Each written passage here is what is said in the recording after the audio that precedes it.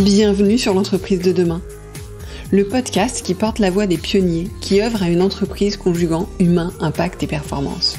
Le podcast qui inspire les DRH, les dirigeants, les managers, qui leur donne envie et les clés pour agir. Je suis Delphine Zanelli, conférencière, formatrice et facilitatrice. Mon métier, faire de vos managers des leaders qui libèrent le potentiel de leurs équipes et stimulent la croissance de leur entreprise. Ce podcast n'est pas un mode d'emploi. Mon ambition, ici, est de poser les vrais sujets, ceux qui vous questionnent au quotidien, de les aborder avec des profils d'invités variés, d'apporter un regard nuancé et de proposer des clés d'action très concrètes. Libre à vous d'y piocher ce qui vous inspire et qui fait écho avec les problématiques que vous rencontrez dans le contexte de votre entreprise, pour faire de vos managers des leaders ou devenir le leader que vous voulez être.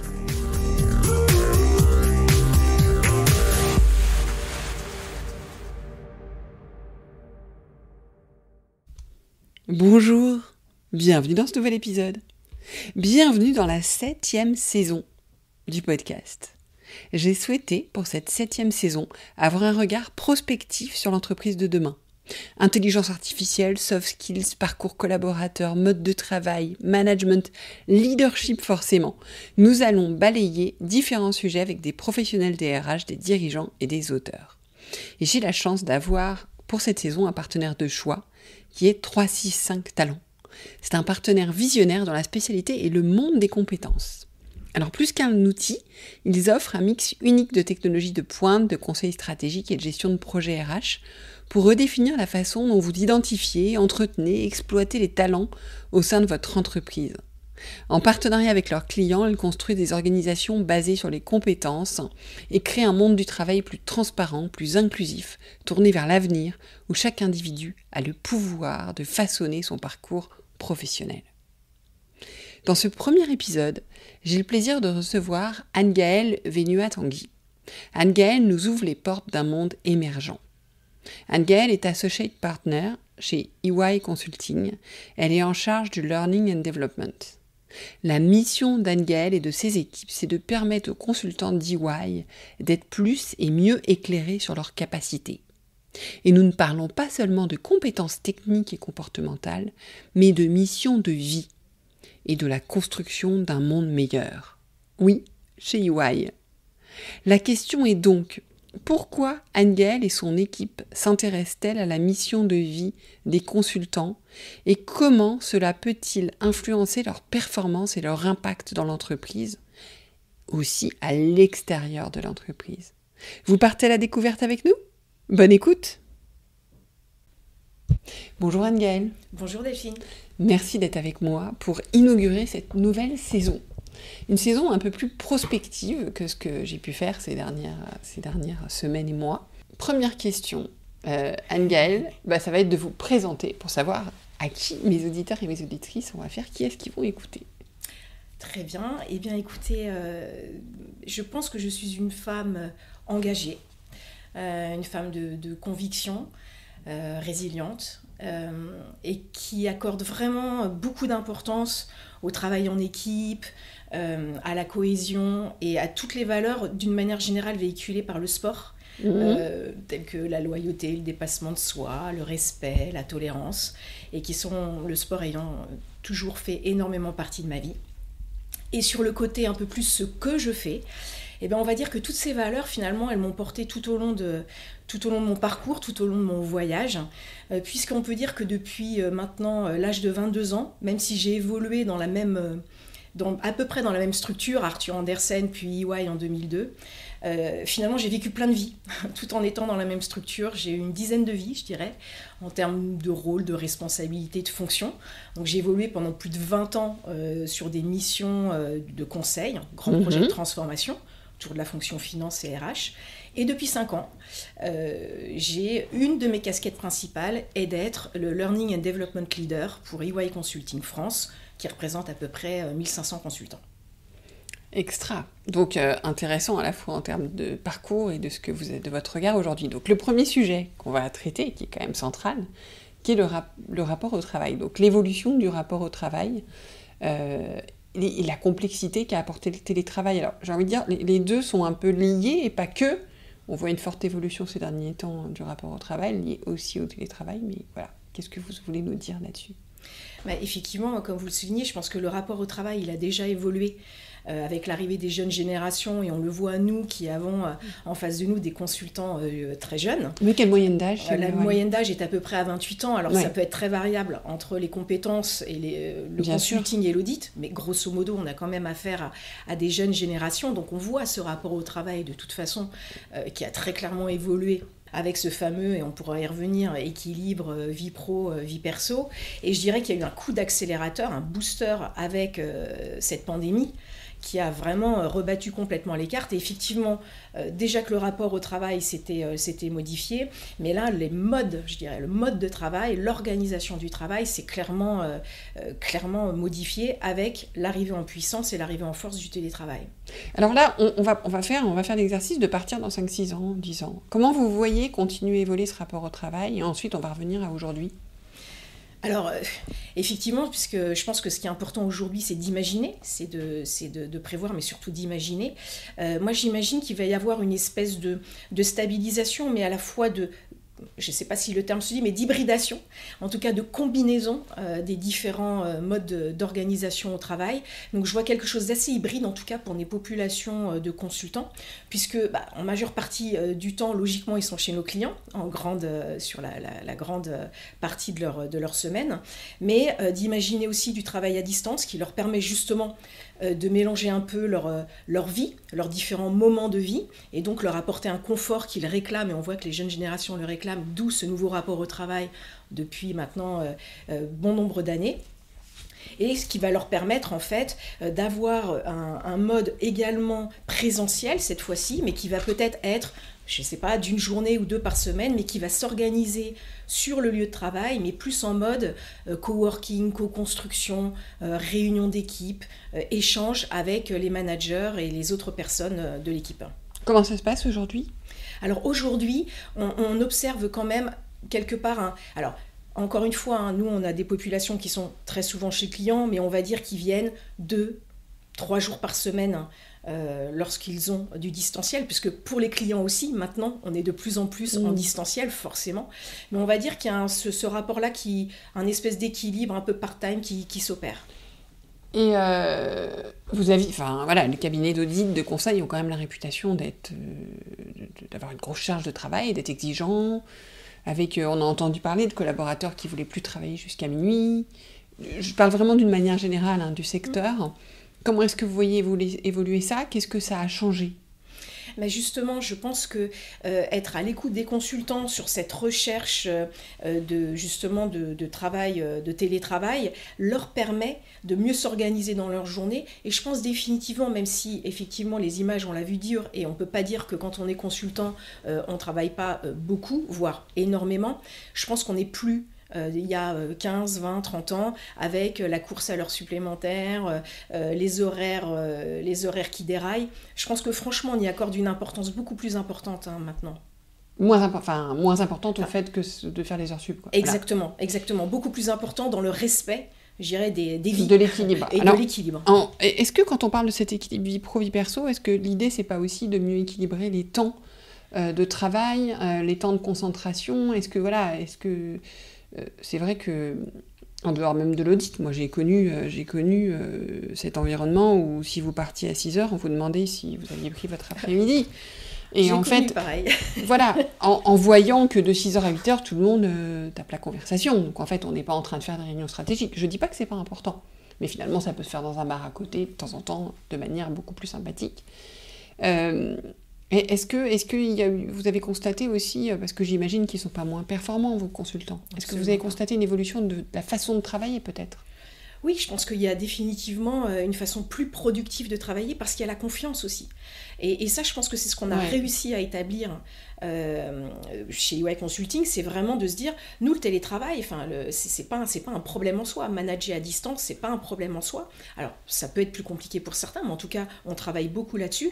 On a quand même des consultants qui sont très autonomes. Donc, la confiance que l'on a aujourd'hui, c'est plus du présentiel. C'est plus de faire un nombre d'heures ou d'être présent du matin au soir. Ça l'a jamais trop été parce qu'on a des populations nomades. Donc, pour nous, c'est pas véritablement un enjeu. Et je trouve qu'on a plutôt réussi ce contrat de confiance auprès de nos consultants en disant vous êtes chez vous, c'est pas un souci. À partir du moment où le travail est fait, la confiance est là. Et donc ça, je pense que c'est très important. Donc, si on se projette dans 5-10 ans, vous voyez comment le milieu du conseiller de l'audit par rapport à ça, en tout cas chez vous, vous le voyez exactement, voilà, on va travailler la confiance. Comment est-ce qu'on va maintenir cette confiance? Comment est-ce qu'on va la renforcer pour peut-être aller encore plus vers des formes d'hybrides plus agiles ou je ne sais quoi? Oui, je pense qu'effectivement, le cran plus loin, c'est de permettre cette flexibilité dans l'organisation du travail de nos consultants, d'être vraiment, je dirais, de faire de la dentelle, hein, c'est de vraiment être à l'individu, et ça, c'est très important, donc d'être à leur écoute, et de privilégier, en revanche, de l'organiser quand même, parce qu'on ne peut pas non plus laisser Bien sûr. Libre cours, donc d'organiser quand même des temps, justement, on parlait de temps, mais des temps de travail, d'échange, mais plus sur un mode collaboratif, réunion d'équipe, teaming, que d'aller s'enfermer d'ailleurs dans un bureau, et à mon sens, les nouveaux espaces, puisqu'on va avoir de nouveaux locaux, et je pense que ça va beaucoup nous y aider, d'avoir vraiment des espaces de travail, encore une fois, d'échange, et pas aller sur son lieu de travail pour s'enfermer dans un bureau ou dans un espace clos pour travailler sur une proposition de service ou répondre à un appel d'offres, ça n'a pas de sens. Donc c'est aussi réserver ces temps-là sur le lieu de travail pour échanger, travailler et créer de la confiance, parce qu'on la crée en présentiel, la confiance quand même, on ne la crée pas sur le distanciel. Exactement. C'est vraiment ces temps où on peut échanger, où on peut être soi, où on peut du coup faire le lien avec le leadership, parce que justement... comment on a parlé ensemble de leadership par rapport aux enjeux managériaux, et c'est vrai que la posture de leader, elle est fondamentale pour créer cette confiance. Donc, est-ce que vous pouvez me dire comment est-ce que vous voyez les choses aujourd'hui, comment est-ce que vous voyez les choses évoluer là-dessus? Alors, pour effectivement faire évoluer les choses, et effectivement, je sais que la question du leadership vous est chère, mais elle m'est chère aussi, et je pense qu'il faut effectivement faire vraiment la différence entre le management et le leadership, et je pense que proposer, et c'est l'action que j'essaye de mener modestement depuis maintenant 3-4 ans, entourée évidemment d'une équipe vraiment super de consultants qui m'aident beaucoup à justement imaginer et à créer ce learning de demain, ce learning et développement de demain. Et bien justement, je pense que le développement personnel et d'aller vers des formats et des formations au-delà des compétences techniques, parce qu'on est très fort pour ça, et ça va être fait, et ça sera fait, et c'est pas un souci. Mais en revanche, je pense que justement pour faire émerger du leadership chez quelqu'un, et ben ça va passer entre autres par ce développement personnel, par des formations qui vont aller chercher, au-delà des soft skills un peu classiques que l'on connaît, d'aller chercher des formats et aller chercher chez des personnes qui ne le soupçonnent même pas encore, des qualités de leader. Donc ça, je pense que c'est fondamental, parce que plus on va être en distance, plus on va être sur ce mode un peu hybride, plus il va falloir créer du lien, créer cette confiance et faire émerger des leaders. Là, vous parlez à mon cœur, parce que je pense que beaucoup de gens ont des qualités de leader qu'ils ne perçoivent pas, et c'est important de les faire émerger. Et puis je pense que la plus belle chose qu'on puisse faire, c'est pas d'être le meilleur de la pièce, mais de faire en sorte de faire que ce soit une pièce dans laquelle les gens soient meilleurs. Exactement. Donc mais c'est vrai que quand on entend quelqu'un de l'audit parler de développement personnel, c'est déjà un grand pas par rapport à il y a 10 ans. Mais donc c'est très intéressant. Et vous, qu'est-ce que vous mettez derrière? Qu'est-ce que vous mettez derrière cette notion-là? Et de quoi doit être équipé un consultant dans 5-10 ans chez vous? De quoi il doit être équipé pour être un bon consultant? C'est vrai que on voit les enseignements d'ailleurs dans les écoles dont ils sont issus évoluer. Mais comment est-ce que ça va continuer à évoluer? Et vous vous imaginez en train de les recruter, de les former dans 5-10 ans? Ça serait quoi les majeurs? Alors, les majeurs, encore une fois, on parle toujours d'équilibre, mais je pense que c'est quand même le maître mot. Alors, l'équilibre ne veut pas dire du 50-50. L'équilibre, c'est le bon dosage, c'est encore une fois le bon contenu en fonction des profils que l'on a, en fonction des appétences, en fonction des envies aussi, parce qu'on force personne à se former. Ouais. Il faut que ça soit aussi une envie Bien sûr. personnelle. Mais je pense qu'effectivement, alors, c'est à la fois du contenu, évidemment, on l'a dit, des compétences techniques très solides qui permettent d'être pertinents et performants. Mais dans le développement, je voudrais aller un cran plus loin que, encore une fois, des soft skills qui sont très utiles, encore une fois, mais qu'on connaît bien, comment mieux vendre, comment s'exprimer en public, prendre la parole, mener un pitch avec impact. C'est aller plus loin, c'est clairement des formations, alors ça peut peut-être paraître un peu idéaliste, et d'ailleurs ça ne devrait pas se faire qu'à l'entreprise, à mon avis, ça devrait se faire bien plus en amont que ça, mais c'est aussi... quelle est votre raison d'être, quoi, finalement ? Oui. C'est quoi votre mission de vie ? Qu'est-ce qui vous fait vibrer ? Qu'est-ce qui vous fait lever le matin ? Qu'est-ce qui fait que demain, vous allez aussi, en vous connaissant vous-même, mieux interagir avec les autres ? Parce que quand on se connaît mieux soi-même, forcément, on connaît mieux les autres. Donc, pour être un bon consultant, je pense qu'il est... indiscutable, indispensable de disposer de cet élément-là. Oui, complètement. C'est complètement... pour être un bon consultant, il faut être à l'écoute des autres, mais du coup, il faut se connaître soi-même, connaître ses limites, mais aussi connaître ses capacités. Et pour moi, c'est indissociable l'un de l'autre. Donc, j'irais vraiment vers cette accentuation sur les éléments de développement personnel. C'est quelque chose que vous faites déjà un peu aujourd'hui ? Oui, alors pas assez. Je dirais pas qu'on est aux prémices parce qu'on a commencé et dans nos programmes, et là, par exemple, on vient de former nos jeunes seniors, on avait 200 seniors en formation en présentiel, qui est un séminaire qui est basé pour l'essentiel sur justement la connaissance de soi, de sa communication versus comment on est perçu et mieux appréhender la communication avec les autres. Et on a quand même eu 1 journée et demie dédiée à cela. Donc ça, c'est quand même une vraie avancée, une vraie victoire. Et au-delà de ça, on développe des programmes que l'on teste, où on va vraiment plus loin. Ça va vraiment, par exemple, on a un programme, ou un module plus exactement, qui parle de ces ressources psychologiques. Quelles sont les ressources dont je dispose, comment je les repère, comment je les préserve, comment je les utilise. Ça, c'est quand même assez nouveau. Assez nouveau, ouais. Et comment c'est reçu ? Alors là, j'ai envie de vous dire que ceux qui ont déjà amorcé du développement personnel pour eux-mêmes, ou qui ont... Alors forcément, c'est l'explosion de bonheur parce que c'est le cran plus loin. Pour les autres, ils peuvent être un peu plus sceptiques, mais c'est un peu la règle du 90-10. On ne convaincra pas tout le monde. Non, bien sûr que non. On ne convaincra pas tout le monde, mais c'est plutôt bien reçu, mais c'est reçu avec étrangeté, mais à partir du moment où on le lit, je pense que c'est ça qui est important, où on montre que c'est une compétence comme une compétence technique. Je veux dire, on a face à nous des consultants qui ont certes une tête bien faite, mais qui ont aussi cette capacité de voir un peu plus loin. Ils voient tout de suite l'intérêt. Ouais, l'intérêt. Je voulais revenir sur 2 choses. La première, vous avez parlé de mission de vie. Moi, je parle d'impact, en fait. Je dis toujours quel leader vous êtes pour quel impact. Et je pense que ça évolue. Et en fait, je fais juste attention au wording, parce que sinon, pour les personnes, j'en ai pas. C'est comme les passions. Il faut avoir une passion. Je ne sais pas si j'ai une passion, mais j'aime plein de choses. Et donc, en fait, c'est quel impact vous voulez avoir à ce temps de votre carrière, qui peut évoluer, parce qu'il évolue aussi avec votre maturité, votre envie, votre âge, vos rencontres. Donc, je pense que c'est important de le faire régulièrement. Et puis, autre chose que vous avez dit qui me paraît vraiment très important, c'est que je pense que ça ne fonctionne que si c'est connecté au réel et au business. En fait, ça ne fonctionne pas hors sol. On reste dans une entreprise, où on a une mission, on a des clients. Et un sujet que je vois, et c'est vrai que chez vous, ça joue particulièrement, c'est que aujourd'hui, on ne fait pas seulement du business avec ses compétences techniques, on fait aussi du business avec qui on est. Et que si un client doit choisir entre 2 sociétés, entre 2 consultants, il va choisir aussi quelqu'un qui va raisonner avec lui. Donc il ne s'agit pas du tout d'être manipulateur et de faire en sorte de raisonner. Mais plus on se connaît, plus on peut être soi-même, et plus on est soi-même, plus on a des chances d'accrocher avec le client. Et c'est vrai que pour être en conseil aussi, et pour avoir été en cabinet de conseil, je pense que c'est absolument fondamental, et c'est très compliqué dans le conseil d'être soi-même. Parce qu'on est dans des modèles, on est dans des normes, on ne construit pas nos modèles. Donc il y a toujours un petit peu je trouve qu'il y a ce... Enfin voilà, c'est mon expérience personnelle. Alors pas en tant qu'indépendante aujourd'hui, mais quand j'étais en cabinet de conseil, d'un peu de dissociation parfois.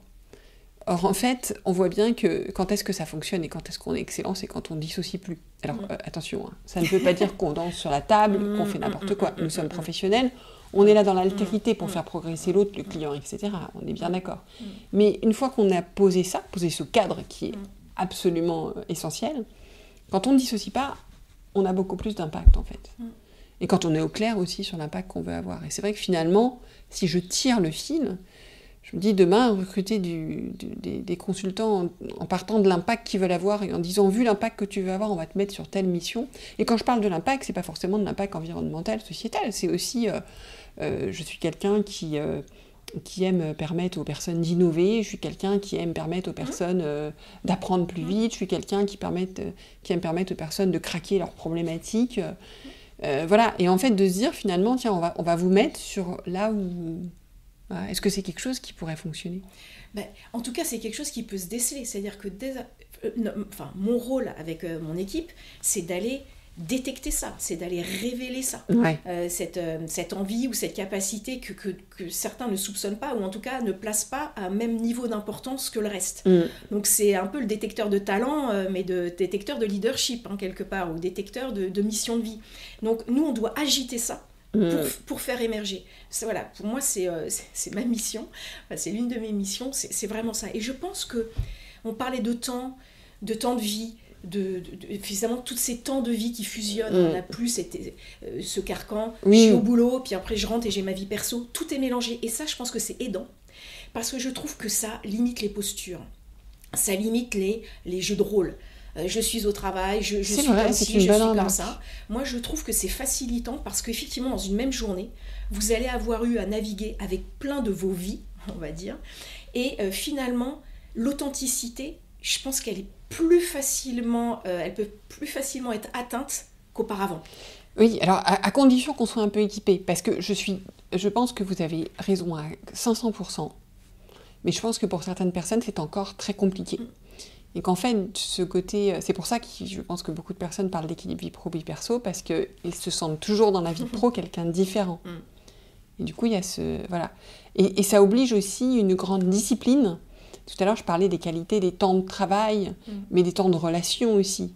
Et je pense que ça demande aussi une grande discipline, un grand travail sur quels sont mes temps mais c'est vrai dans la vie perso, hein, mes temps pour moi, mes temps pour ma famille, mes temps pour mes amis, mes temps pour mon mari ou ma femme, ou peu importe.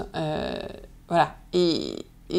Voilà, donc je suis tout à fait d'accord, je pense que ça demande une sacrée maturité, mais c'est une très belle mission. Et du coup, ça nous fait reboucler sur le point de départ, sur le rapport au travail.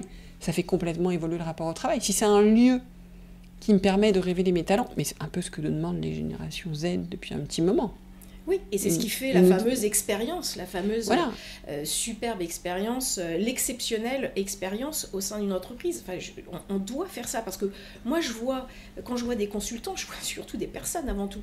Donc finalement, c'est les aider à devenir meilleurs, hein, évidemment dans leur vie professionnelle et en tant que consultant, mais aussi dans leur vie. Enfin, et aussi, ça va de pair. Enfin, je veux dire, c'est être une meilleure personne tout court, en tout cas une personne éclairée, plus éclairée sur ses capacités. Et ça, je pense que c'est super important. Et du coup, ce qu'il va pouvoir apporter dans tous ces domaines de vie. Exactement. Parce que pour moi, la mission derrière, hein, finalement, d'une talent company comme la nôtre, c'est d'être une entreprise un peu apprenante. Et puis alors ça paraît encore une fois peut-être un petit peu idéaliste, mais bon, moi j'y crois. C'est un monde meilleur en fait. Hein. C'est pas que un monde du travail meilleur. C'est un monde meilleur. Alors, il y a une chose qui est sûre. On peut dire, peut-être que certains vont juger ça utopiste, mais ce qui est certain, c'est que si on n'agit pas chacun à notre niveau, on peut toujours attendre un monde meilleur. Donc je pense que ce qui est intéressant, c'est de dire comment est-ce que j'équipe mes collaborateurs pour qu'ils vivent mieux leur relation au travail, pour qu'ils vivent mieux leur vie en général, et pour qu'ils aient une contribution plus positive au monde, qu'on leur donne les moyens d'avoir une contribution positive au monde d'une manière générale. Encore une fois, tout le monde ne devant pas agir sur tout, et chacun sur les sujets sur lesquels il est le plus à l'aise. Absolument. Bon, c'est plutôt un chouette programme alors. Ah bah, je l'espère. En tout cas, moi, ça me challenge et ça m'enthousiasme beaucoup. Alors, on se reparle dans 4-5 ans ? Ah bah, avec grand plaisir. Merci beaucoup Anne-Gaëlle, c'était passionnant. Merci à vous.